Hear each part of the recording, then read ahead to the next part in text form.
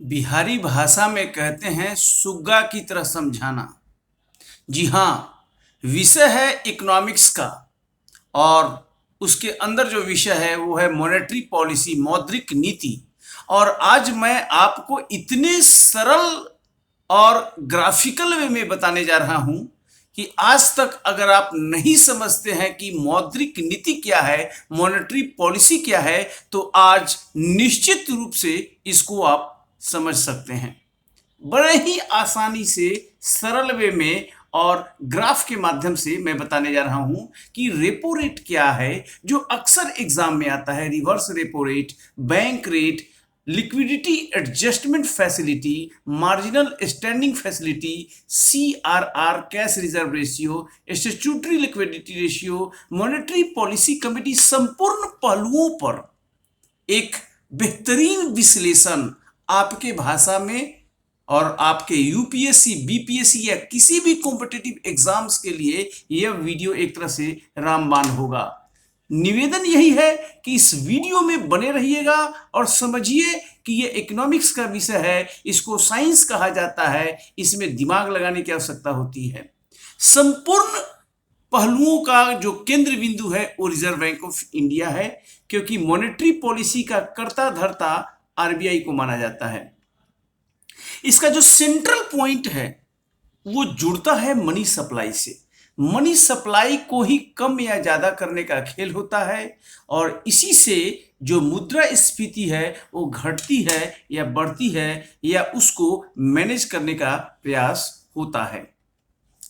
मौद्रिक नीति समिति एक बनी है, इस पर क्वेश्चन आ चुका है प्रीलिम्स में भी, मेंस में भी, यूपीएससी में, अनेक पब्लिक सर्विस कमीशन एग्जाम्स में, कॉम्पिटिटिव एग्जाम्स में। क्या है ये मौद्रिक नीति monetary policy committee?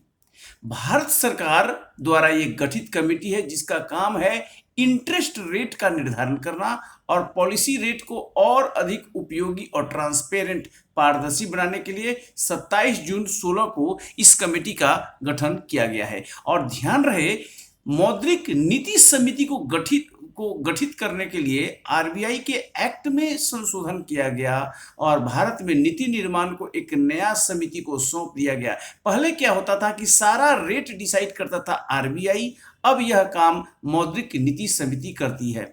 RBI bank के द्वारा जो पहले आता था अब कमेटी को दे दिया गया।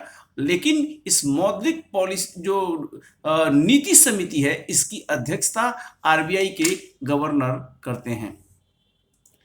मई 16 में जो ये एक्ट, आरबीआई एक्ट है 34 में संशोधन किया गया ताकि लचीले मुद्रास्फीति लक्ष्य निर्धारण को एक तरह से स्टैट्यूटरी बेसिस प्रदान किया सके।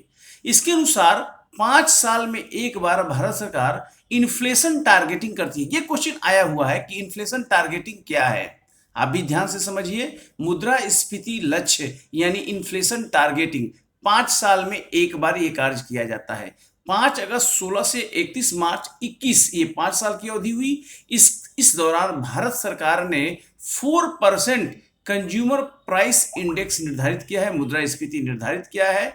इसमें उतार चढ़ाव होगा 2%, यानी 4% है तो ये 6 तक मैक्सिमम जा सकता है और नीचे 2 तक न्यूनतम जा सकता है। इसे कहते हैं इन्फ्लेशन टारगेटिंग। ये मेंस का भी क्वेश्चन है, ये पीटी का भी क्वेश्चन है। आरबीआई के गवर्नर की अध्यक्षता वाली जो 6 सदस्यीय मौद्रिक नीति समिति है वो प्रत्येक लगातार 3 तिमाहियों द्वारा उपयुक्त लक्ष्य को प्राप्त करने में अगर असफल रही, लगातार 3 क्वार्टर्स में अगर ये लक्ष्य नहीं प्राप्त हो सका तो माना जाएगा कि यह जो मुद्रास्फीति का जो टारगेटिंग है, इन्फ्लेशन टारगेटिंग है, वो फेल हो गया है। मौद्रिक नीति समिति की बैठक 2 माह के अंतराल पर होती है और यह विभिन्न पॉलिसी रेट पर निर्णय करती है, जैसे रेपो रेट हुआ, रिवर्स रेपो रेट हुआ। मैं सबके बारे में आपको बताने वाला हूं, आप घबराएं नहीं, ग्राफ के माध्यम से आपको समझ में आएगा। मार्जिनल स्टैंडिंग फैसिलिटी हुआ, लिक्विडिटी एडजस्टमेंट फैसिलिटी हुआ, आरबीआई एक्ट संशोधन करके ये 6 सदस्यीय कमेटी का बनाया गया है। क्या है मौद्रिक नीति समिति, समझिए इसको ग्राफ से।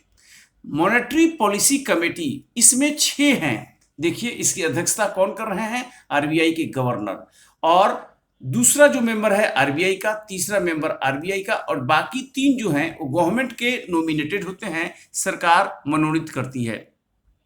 यानी कि जो मॉनेटरी पॉलिसी कमेटी है उसमें 6 लोग हो गए, जिसका चेयर आरबीआई गवर्नर के पास होता है, यही अध्यक्षता करता है, और 2 आरबीआई के अंदर के होते हैं, बाकी 3 गवर्नमेंट नॉमिनेट करती है। ये मॉनेटरी पॉलिसी कमेटी का मेंबरशिप है कि कौन कौन होते हैं। वर्तमान की बात अगर करें कौन कौन है, तो शशिकांत दास ये गवर्नर हैं, चेयरमैन है मॉनेटरी पॉलिसी कमेटी के। मृदुल के सग्गर एग्जीक्यूटिव डायरेक्टर हैं आरबीआई के। Michael Devvrat Patra deputy governor है आरबीआई के। असीमा गोयल ये प्रोफेसर हैं Indira Gandhi institute of development research Mumbai में। जयंत आर वर्मा ये प्रोफेसर हैं Indian institute of management Ahmedabad में। और शशांक विधे सीनियर एडवाइजर हैं national council of applied economic and research Delhi में। ये भी पूछ सकता है कि वर्तमान में कौन कौन है मौद्रिक नीति में, ये भी पीटी का क्वेश्चन है, मेंस का भी क्वेश्चन है, इसलिए आपको जानना पड़ेगा कि कमेटी का, क्योंकि इस कमेटी का बहुत बड़ा रोल है। अब आइए मौद्रिक नीति क्या है, एक इंटरव्यू का भी प्रश्न है, मेंस का भी है, पीटी का भी है, एक आम व्यक्ति को भी जानना चाहिए कि व्हाट इज मॉनेटरी पॉलिसी। तो मॉनेटरी पॉलिसी क्या है, एक इंस्ट्रूमेंट है, एक सिस्टम है जिसके द्वारा आरबीआई कर क्या रहा है, इंटरेस्ट रेट को कंट्रोल कर रहा है, ब्याज दरों को नियंत्रण कर रहा है। इससे क्या होगा, अर्थव्यवस्था में मनी सप्लाई को कम किया जा रहा है या डाउन किया जा रहा है, और नियंत्रण किया जा रहा है कम करके या डाउन करके। प्राइस स्टेबिलिटी, जैसे मूल्यों में स्थिरता रहे, मुद्रास्फीति यानी महंगाई बढ़े नहीं, और उच्च विकास दर हाई ग्रोथ रेट का जो लक्ष्य है उसको प्राप्त किया जा सके। ये मौद्रिक नीति का जो है एक तरह से मीनिंग हुआ इसका। अब ये देखिए ग्राफ के माध्यम से क्या है ऑब्जेक्टिव मौद्रिक नीति का, तो कंट्रोल इन्फ्लेशन, मुद्रास्फीति का नियंत्रण, इकोनॉमिक ग्रोथ, आर्थिक विकास, आर्थिक वृद्धि, प्राइस स्टेबिलिटी मूल्य स्थिरता, रिड्यूस अनएम्प्लॉयमेंट यानी कि बेरोजगारी को कम करना, रेगुलेट करेंसी एक्सचेंज रेट्स, जो एक्सचेंज रेट होता है मुद्रा का विदेशी मुद्रा के साथ उसको रेगुलेट करना, और सोशल वेलफेयर। ये ब्रॉडर ऑब्जेक्टिव है मॉनेटरी पॉलिसी का। और यहाँ पर और मैं डिटेल्स में दिया हूँ, इसको आप एक तरह से इसको स्टॉप करके देख सकते हैं, इसको लिख सकते हैं, ब्रॉडर में है कि मॉनेटरी पॉलिसी का क्या उद्देश्य है। ये पूरा मेंस का क्वेश्चन है, इसको आप रिजॉल्व करते हैं इसके माध्यम से, मौद्रिक पॉलिसी का क्या उद्देश्य है, इसको आप पॉज करके देख सकते हैं। 2 साधन है, एक मात्रात्मक और दूसरा गुणात्मक। एक को क्वांटिटेटिव कहते हैं, दूसरा को क्वालिटेटिव कहते हैं, और इसी के माध्यम से मनी सप्लाई को कम या ज्यादा करने का काम किया जाता है। अब ये देखिए, ये ग्राफ आपके लिए बहुत जरूरी है समझना। अगर इसको समझ गए तो मानिए कि मॉनेटरी पॉलिसी को आप अच्छी तरह से समझ गए। मैंने कहा मॉनेटरी पॉलिसी का टूल्स क्या है, 2 है, एक क्वांटिटेटिव यानी मात्रात्मक, दूसरा गुणात्मक यानी क्वालिटेटिव। 2 तरह के एक तरह से प्रोसीजर अपनाए जाते हैं मॉनेटरी पॉलिसी में, एक हुआ क्वांटिटेटिव, दूसरा हुआ क्वालिटेटिव, मात्रात्मक गुणात्मक। मात्रात्मक में क्या आता है, एक तरह से रिजर्व रेशियो आता है, आरक्षित अनुपात। इसमें एक होता है SLR, दूसरा है CRR। ये स्टैट्यूटरी लिक्विडिटी रेशियो है और ये है कैश रिजर्व रेशियो। मैं डिटेल में आगे बताने वाला हूं कि ये क्या है, कैसे होता है, पूरा डिटेल में अगले स्लाइड में आपको आने वाला है। इसके अलावा ये है ओपन मार्केट ऑपरेशन, OMO, ये भी आने वाला है। ओपन मार्केट ऑपरेशन में क्या होता है आगे मैं बताऊंगा। तीसरा है रेट, इसको पॉलिसी रेट कहते हैं। इसमें लॉन्ग टर्म का होता है, शॉर्ट टर्म का होता है। लॉन्ग टर्म में जो पॉलिसी रेट होता है उसको कहा जाता है बैंक रेट। मैं बैंक रेट के बारे में अभी आगे बताने वाला हूं कैसे क्या होता है। जो शॉर्ट टर्म होता है उसमें आता है एक तरह से रेपो रेट और रिवर्स रेपो रेट, ये शॉर्ट टर्म होता है। लॉन्ग में आता है बैंक रेट। इसके अलावा मार्जिन रिक्वायरमेंट होता है, मोरल सिचुएशन होता है, और ये सब एक तरह से मॉनेटरी पॉलिसी के अलग अलग टेबल्स में आते हैं। ये टेबल अगर आपने समझ लिया ध्यान से तो आगे का आपको बहुत आसानी होगी मॉनेटरी पॉलिसी को समझने के लिए। अब मात्रात्मक की बात करें, जैसे कि अभी मैंने बताया मात्रात्मक में होता है, एक क्वांटिटेटिव होता है। क्वांटिटेटिव में रिजर्व रेशियो है, ओपन मार्केट ऑपरेशन है और रेट्स है। इसमें लॉन्ग टर्म का भी है, शॉर्ट टर्म का। लॉन्ग टर्म में बैंक रेट, शॉर्ट टर्म में आपको रेपो रेट मिलेगा और रिवर्स रेपो रेट मिलेगा। तो मात्रात्मक पॉलिसी रेट्स कहते हैं, इसमें रेपो रेट हो गया, रिवर्स रेपो रेट हुआ, ये दोनों शॉर्ट टर्म होता है, बैंक रेट लॉन्ग टर्म हो गया। मार्जिनल स्टैंडिंग फैसिलिटी के बारे में आपको मैं आगे बताने वाला हूं, आप घबराएं बिल्कुल नहीं। और liquidity adjustment facility, reverse reserve ratio आरक्षित अनुपात में दो होता है, एक कैश रिजर्व रेशियो और दूसरा स्टैट्यूटरी लिक्विडिटी रेशियो वैधानिक तरलता अनुपात। ये दोनों के बारे में पूरा डिटेल्स आगे स्लाइड में आने वाला है। अब ये देखिए क्या है रेपो रेट, वह ब्याज दर है। रेपो रेट क्या है? एक ब्याज दर है, इंटरेस्ट रेट है, जिस पर आरबीआई बैंकों को तरलता समायोजन सुविधा लिक्विडिटी एडजस्टमेंट फैसिलिटी के तहत सरकार और अन्य स्वीकृत प्रतिभूतियों की कोलेट्रल के अधीन शॉर्ट टर्म ओवरनाइट लिक्विडिटी दे रहा है। ये कैसा लेन देन हो रहा है? शॉर्ट टर्म, मैंने बताया ओवरनाइट, रात भर के लिए, एक दिन के लिए ये लिक्विडिटी दिया जा रहा है। कई बार अपने रोजमर्रा के काम के लिए बैंकों को बड़ी बड़ी रकमों की आवश्यकता पड़ती है। ऐसी स्थिति में देश का जो केंद्रीय बैंक है आरबीआई है, उससे ऋण लेते हैं। इस तरह के ओवरनाइट ऋण का क्या मतलब है? एक दिन एक रात की तत्कालिक आवश्यकता है। जिस दर पर रिजर्व बैंक देता है उसे रेपो रेट कहते हैं। एक ग्राफ के माध्यम से आगे आने वाला है, इसलिए परेशान नहीं होने वाला है, लेकिन ये डेफिनेशन है रेपो रेट का। अब क्या है, पुनः इंग्लिश में भी समझे। Repo rate, policy repo rate कहते हैं इसको। Interest rate at which RBI provides overnight liquidity, overnight या एक दिन के लिए, किसको? बैंक को, अगेंस्ट कोलेट्रल। इसके लिए कोलेट्रल मतलब होता है कि उसको इसी तरह बंधक देना पड़ता है। ये बंधक है collateral of government and other approved securities. तो एसएलआर के अगेंस्ट में नहीं होता है, और चीज देना पड़ता है, against liquidity adjustment facility. Current repo rate जो है 4.00% है। अभी देखिए रेपो रेट अगर बढ़ा तो क्या होगा, ये मैं समझाना चाहता हूं। यही अगर आप समझ गए तो बहुत क्लियर होगा। अगर रेपो रेट को आरबीआई बढ़ा दे, समझ लीजिए, तो क्या होगा कि disincentives for bank to borrow money from RBI, यानी कि आरबीआई से बैंक नहीं लेना चाहेगा क्योंकि रेपो रेट बढ़ गया, तो मनी सप्लाई कम होगी। यानी कि बैंक जो है वो आरबीआई से ज्यादा नहीं लेना चाहेगा क्योंकि रेपो रेट बढ़ गया, क्योंकि ज्यादा इंटरेस्ट देना पड़ेगा बैंकों को, इसलिए बैंक लोग नहीं लेना चाहेगा। तो बैंक कम लेगा तो डेफिनेटली बैंकों के पास कम पैसा होगा, तो मनी सप्लाई भी, बैंक भी रिटेलर कंज्यूमर को नहीं ज्यादा पैसा दे पाएगा, मनी सप्लाई कम होगा। मनी सप्लाई कम होगा तो इन्फ्लेशन यानी जो मुद्रास्फीति है वो भी कम हो जाएगी। क्लियर हुआ? और अगर रेपो रेट घटा दिया गया तो सब लोग लेना चाहेगा, सारा बैंक लोग लेना चाहेगा, इंसेंटिव हो जाएगा बैंकों के लिए लो, क्योंकि इंटरेस्ट रेट आरबीआई ने कम कर दिया, बैंकों को आरबीआई को कम देना पड़ेगा। तो banks to borrow money from RBI, इससे मनी सप्लाई बढ़ जाएगा, इन्फ्लेशन भी बढ़ेगा। तो मनी सप्लाई को कम करना है, ज्यादा करना है। अगर मनी सप्लाई को कम करना है तो आरबीआई क्या करेगा? रेपो रेट को बढ़ा देगा। अगर मनी सप्लाई को बढ़ाना है तो आरबीआई क्या करेगा? रेपो रेट को कम कर देगा। और ये चाबी है मनी सप्लाई को कम करने का या बढ़ाने का, और इस तरह की बातें होती है।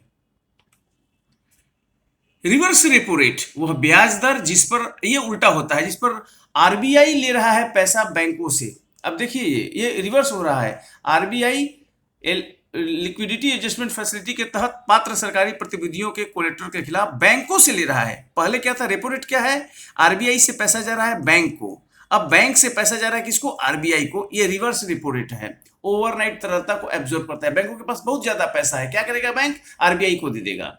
ये रेपो रेट से उलट होता है, अर्थात कभी कभी बैंकों के पास काफी धनराशि बच जाती है तो रिजर्व बैंक में जमा कर देता है, और जिस रेट पर रिजर्व बैंक उनको इंटरेस्ट देता है वो रिवर्स रेपो रेट होता है।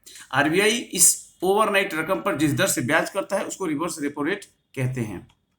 Reverse repo rate interest rate at which RBI absorbs, यानी आरबीआई पैसा ले रहा है किनसे? बैंकों से। Liquidity from banks against collateral of eligible government security under liquidity adjustment facility, और वर्तमान में यह 3.35% है।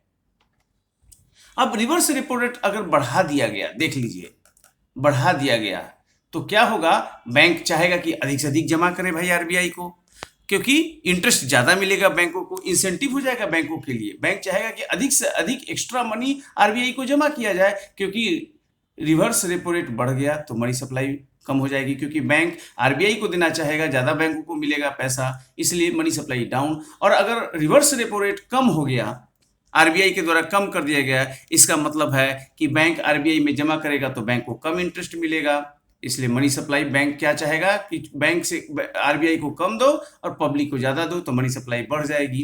तो एक्स्ट्रा मनी को एब्जॉर्ब करने के लिए होता है।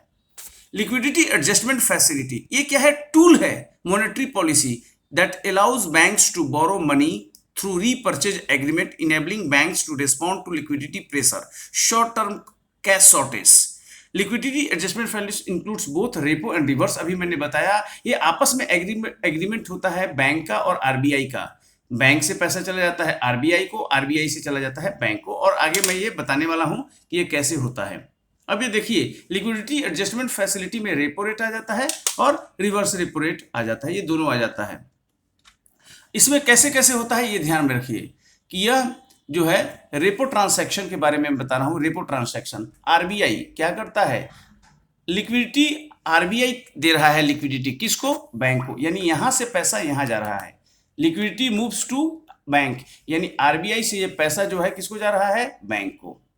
और बैंक इसके बदले में आरबीआई को क्या दे रहा है? गवर्नमेंट सिक्योरिटीज मूव कर जा रहा है। यहां से गवर्नमेंट सिक्योरिटी जो है मूव कर जा रहा है आरबीआई को, और आरबीआई का पास जो कैश है, तरलता है, लिक्विडिटी है, वो कहां चला जा रहा है? बैंक को। ये हुआ आपका एक तरह से किस रेट पर होता है? ये रेपो रेट पर होता है। यानी रेपो रेट क्या है कि आरबीआई से पैसा जा रहा है बैंक को, ये रेपो रेट पर होता है। और जो बैंक से पैसा जा रहा है, लिक्विडिटी कहां जा रहा है? आरबीआई को, क्योंकि बैंक के पास एक्स्ट्रा पैसा है। बैंक के पास एक्स्ट्रा पैसा है, ये पैसा बैंक किसको दे रहा है? आरबीआई को। और बदले में आरबीआई बैंकों को क्या दे रहा है? Government security. ये किस रेट पर होता है? Reverse repo transaction. यानी रेपो ट्रांसैक्शन ये हुआ reverse repo transaction. Repo transaction repo rate पर होगा, पॉलिसी रेपो रेट पर। रिवर्स रेपो रेट पर होता है। रिवर्स ट्रांसैक्शन रेपो ट्रांसैक्शन में क्या होगा? आरबीआई से पैसा जा रहा है बैंक को। रिवर्स रेपो ट्रांसैक्शन में क्या हुआ? बैंक से पैसा जा रहा है आरबीआई को। यही मैं समझाने की कोशिश कर रहा हूं। इस फिगर को आप अच्छी तरह से समझ लीजिए। अब बैंक दर की बात है। जिस सामान्य दर पर रिजर्व बैंक द्वारा अन्य बैंकों को उधार दिया जाता है उसे बैंक दर कहते हैं। देखिए, सामान्य दर है रिजर्व बैंक अन्य बैंकों की, ये लॉन्ग टर्म था। इसके पहले आप शॉर्ट टर्म, जो रेपो रेट है, जो रिवर्स रेपो रेट है वो शॉर्ट है टर्म है, ओवरनाइट है, ये लॉन्ग टर्म होता है।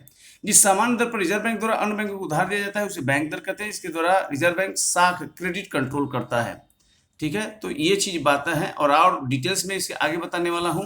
Bank borrow long term funds from RBI, ये डायरेक्ट लेंडिंग है। The rate at which RBI buys funds from sorry ये बैंक्स होगा, ये गलत हो गया है। The rate at which banks buy funds from RBI, इसको आरबीआई ना मानकर इसको बैंक्स पढ़िएगा। Banks buy funds from RBI is called bank rate. Bank rate also indicates rate at which RBI rediscounts bills of exchange or other commercial papers. Bank rate is published under section 49 of RBI Act, ये आया हुआ है exam में। Bank rate is align to, यानी bank rate होगा वही marginal standing facility rate होगा, दोनों का सेम रेट होता है। इसलिए अगर बैंक रेट 4.25% है तो आपका मार्जिनल स्टैंडिंग फैसिलिटी भी 4.2% होता है। अब बैंक रेट समझिए, सेंट्रल बैंक है यानी आरबीआई, ये लोन्स किसको दे रहा है? कॉमर्शियल बैंक्स को दे रहा है।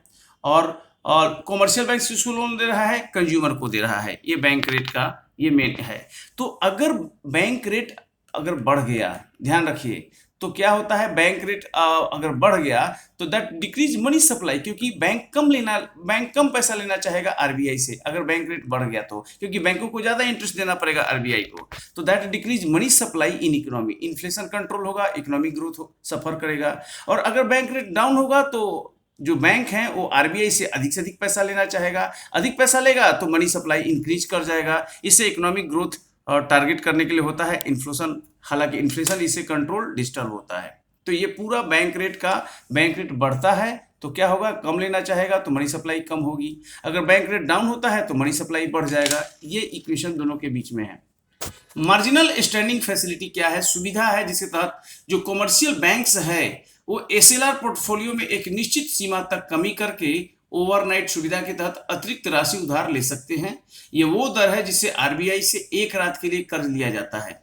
2011-12 में आरबीआई की मौद्रिक नीति के बाद ये अस्तित्व में आया। एक क्वेश्चन पूछा हुआ है मार्जिनल स्टैंडिंग फैसिलिटी ये इमरजेंसी सिचुएशन में होता है, बैंक के पास बिल्कुल पैसा नहीं है, कैश शॉर्टेज है, इमरजेंसी सिचुएशन में इंटर बैंक आपस में बैंक लेन देन कर रहे हैं, किसी के पास ज्यादा पैसा है वो देने के लिए तैयार है, किसी के पास बिल्कुल पैसा नहीं है तो उसको चाहिए, तो ये बिल्कुल ड्राई अप हो गया, बिल्कुल खत्म हो गया आपस में। तो ये फैसिलिटी है जिसके तहत जो बैंक है वो बोरो कर रहा है, प्राप्त कर रहा है, लोन ले रहा है additional money from RBI by dipping into their SLR, यानी जो एसएलआर है वो तो जमा है आरबीआई के पास, उस आरबीआई के में जो 1% ऑफ एसएलआर को बंधक बनाकर आरबीआई पैसा ले रहा है, उसको इमरजेंसी पैसा ले रहा है, उसको मार्जिनल स्टैंडिंग फैसिलिटी रेट कर रहा है, जिस रेट पर यह होता है। This enables a bank a safety बल्ब against unanticipated liquidity problem shocks to the banking system. MSF is higher than repo rate under liquidity adjustment facility. और अभी वर्तमान में मैं बोला कि एमएसएफ रेट बैंक रेट के बराबर होता है, ये 4.25% है। अब आ गया reserve ratio, cash reserve ratio होता है और स्टैट्यूटरी लिक्विडिटी रेशियो होता है। रिजर्व रेशियो क्या है? प्रत्येक बैंक को अपने कुल नगद रिजर्व का एक निश्चित हिस्सा आरबीआई के पास रखना होता है, जिसे नगद आरक्षित अनुपात CRR कहा जाता है, कैश रिजर्व रेशियो। ऐसा इसलिए किया जाता है ताकि किसी भी समय किसी भी बैंक में बहुत बड़ी तादाद में जमाकर्ताओं को अगर रकम निकालने की जरूरत महसूस हो तो बैंक को पैसा चुकाने में दिक्कत न हो। यह ऐसा साधन है जिसकी सहायता से रिजर्व बैंक बिना रिवर्स रेपो रेट में बदलाव किए बाजार में नकदी की तरलता को कम कर सकता है या बढ़ा सकता है। तो ये चीज एक तरह से है। Cash reserve ratio defined the average daily balance that a bank is required to maintain with RBI. ये क्या है? बैलेंस है, average daily balance. But practically bank जो है इसको आरबीआई के पास पार्क करता है, प्रैक्टिकल में उतना पैसा आरबीआई के पास रखना पड़ता है और यह रेट वर्तमान में 3% है। इस पर बैंकों को कोई इंटरेस्ट नहीं मिलता है। ये क्वेश्चन भी यूपीएससी और पब्लिक सर्विस कमीशन में पूछा हुआ है कि कैश रिजर्व रेशियो पर कोई भी इंटरेस्ट नहीं मिलता है। ये 3% है वर्तमान में। और अगर कैश रिजर्व रेशियो बढ़ गया मान लीजिए तो क्या हो गया? बैंक को ज्यादा पैसा रखना पड़ेगा तो मनी सप्लाई कम हो जाएगा क्योंकि बैंक पब्लिक को दे नहीं पाएगा। अगर कैश रिजर्व रेशियो कम हो गया तो बैंक के पास क्या होगा? एक तरह से पैसा काफी हो जाएगा क्योंकि बैंक को उतना पैसा नहीं रखना पड़ेगा आरबीआई को, तो मनी सप्लाई बढ़ जाएगा। तो ये इक्वेशन है एक तरह से। स्टैट्यूटरी लिक्विडिटी रेशियो शुद्ध मांग और समय देवताओं का एक हिस्सा जिसे एक बैंक को आरक्षित करना पड़ता है और इसके बारे में है। ये एक अलग है, सीआरआर से ये अलग है। एनडीटीएल नेट डिमांड और टाइम लायबिलिटीज का वो हिस्सा है जिसे बैंकों को रखना पड़ता है आरबीआई के पास, तो वो एक सीआरआर हुआ कैसे एक तरह से। और ये क्या है कि बैंक एक्चुअली प्रैक्टिकली एसएलआर जो है, banks maintain SLR with self not with RBI. ये प्रैक्टिकल क्या होता है कि उतना अपने पास ही रखता है, वहां नहीं रखता है। लेकिन जो कैश रिजर्व रेशियो है उसको प्रैक्टिकली रखना पड़ता है जो 3% है, लेकिन एसएलआर अपने पास ही रखा जाता है प्रैक्टिकली नॉट विथ आरबीआई। और ये 15% से 40% हो सकता है, क्वेश्चन पूछा हुआ है एसएलआर। और करंट रेट जो है 18% है स्टैट्यूटरी लिक्विडिटी रेशियो का। अब ये देखिए एसएलआर सीआरआर इंक्रीज हुआ तो less money with banks, less money in system, तो मनी सप्लाई क्या हो जाएगा? एक तरह से ये कम हो जाएगा और सॉरी मनी सप्लाई बढ़ जाएगा। एसएलआर सीआरआर इंक्रीज अगर हो गया तो मनी सप्लाई कम हो जाएगा, अगर ये डिक्रीज हो गया तो मनी सप्लाई बढ़ जाएगा। ये चार्ट के माध्यम से आप इसको देख सकते हैं कि ये कैसे है। अब हो गया ओपन मार्केट ऑपरेशंस। देखिए इसमें क्या होता है कि डायरेक्ट खरीद बिक्री हो रही है, डायरेक्ट सेल, क्योंकि लिक्विडिटी ज्यादा है। अगर मार्केट में बहुत ज्यादा पैसा है तो कैसे पैसा को ऑब्जर्व किया जाए, पैसा को कैसे खपाया जाए, तो ये बात है। या अगर पैसा कम है तो कैसे वहां इंजेक्ट किया जाए मनी, यही आरबीआई करता है। इसी को कहते हैं ओपन मार्केट ऑपरेशंस। अभी समझिए open market, buying and selling of security by central bank to public और commercial banks in open market. In case of deficit, अगर मांग कम है तो क्या करेगा? Central bank purchase security purchase कर लिया। जो सिक्योरिटी परचेज किया, पब्लिक से ले लिया या बैंक से ले लिया आरबीआई, तो बदले में पैसा दे दिया, फ्लो कर दिया, तो पैसा बढ़ जाएगा मार्केट में, तो परचेजिंग पावर लोगों का बढ़ जाएगा, एग्रीगेटेड डिमांड बढ़ जाएगा। देखिए डिमांड कैसे बढ़ा? लोगों के पास, बैंक के पास जो सिक्योरिटी था वो आरबीआई के पास चल गया। बदले में आरबीआई ने क्या किया, मनी दे दिया, पैसा दे दिया, तो फ्लो ऑफ मनी जो है बढ़ जाएगा, तो ओवरऑल डिमांड बढ़ जाएगा।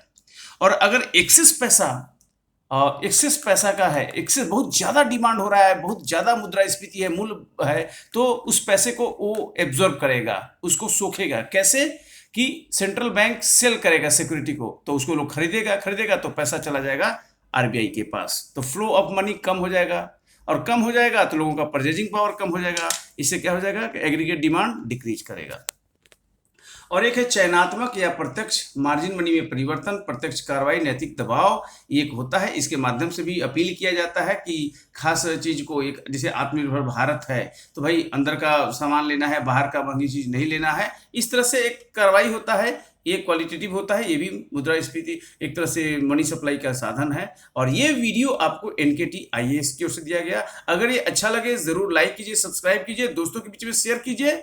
और फ्रेंड्स, अगर इसके बारे में कोई भी डाउट है, आप फोन कर सकते हैं, ईमेल कर सकते हैं, हमसे बात कर सकते हैं, समझ सकते हैं, क्योंकि मैंने कोशिश किया है कि आपको एक तरह से जो मॉनेटरी पॉलिसी है उसको समझाएं एक बेहतर ढंग से। आज मैं आपको repo rate, reverse repo rate, bank rate, liquidity adjustment facility, MSF सब कुछ बताया हूं, और बहुत ही साधारण लैंग्वेज में बताया हूं, और किस तरह से मनी सप्लाई को कम किया जा सकता है, बढ़ाया जा सकता है। और मॉनेटरी पॉलिसी में ये सारा UPSC, BPSC, public service commission, सभी कॉम्पिटिटिव एग्जाम्स के लिए बहुत इंपॉर्टेंट है। इसको ध्यान से 2 बार देखिए, 3 बार देखिए, जूम करके देखिए, और नहीं तो इसको पॉज करके बार बार देखिए। पॉज करके आप कंप्यूटर पर भी देख सकते हैं, क्योंकि मेंस, पीटी, हर कॉम्पिटिटिव एग्जाम्स के लिए, इंटरव्यू के लिए ये आपको समझना अत्यंत ही जरूरी है, और इसके माध्यम से आपको ये सब मिलेगा। तो ये आपने वीडियो देखा और ये सब किया, इसके लिए आपको बहुत बहुत धन्यवाद। और आपको करते हैं कि कोई भी डाउट हुआ तो आप पूछ सकते हैं। Thank you very much.